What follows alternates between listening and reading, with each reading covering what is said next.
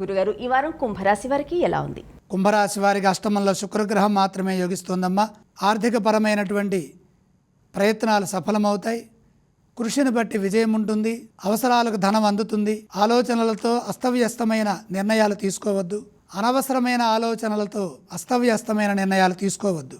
ఆలోచించిన నిర్ణయాలు తీసుకొని సకాలంలో వాటిని అమలు చేయండి. మంచి జరుగుతుంది. ఉద్యోగంలో సమస్యలు ఎదురుకాకుండా సౌమ్యంగా మీ కర్తవ్యాలను మీరు నిర్వర్తించండి. దృఢ సంకల్పంతో ఒత్తిడిని అధిగమించాలి. ఎవరు ఏమన్నా శాంతంగా సంభాషించాలి. మిత్రుల సూచనలు పనిచేస్తాయి. లక్ష్య సాధనలో బుద్ధి బలంతో విఘ్నాలను అధిగమించండి. అలాగే కుటుంబ కలహాలకు అవకాశం కల్పించవద్దు. ప్రేమానురాగాలతో వ్యవహరించాలి. ఆస్తి తగాదాలకు అవకాశం కల్పించవద్దు.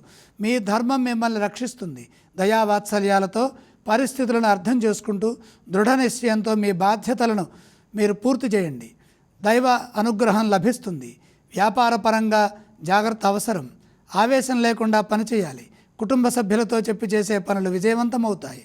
కార్యసిద్ధికై ప్రయత్నం చేయండి. కుంభరాశి వారు ఏ స్తోత్రాలను పఠించాలంటారు? కుంభరాశి వారు నవగ్రహ శ్లోకాలు చదువుకోవాలి. వారు ఏ ఆలయాన్ని సందర్శించాలంటారు? నవగ్రహాలని దర్శించండి. వారు ఎటువంటి దానాలు చేయాలి? నవధాన్యం అగ్నికి అర్పించండి.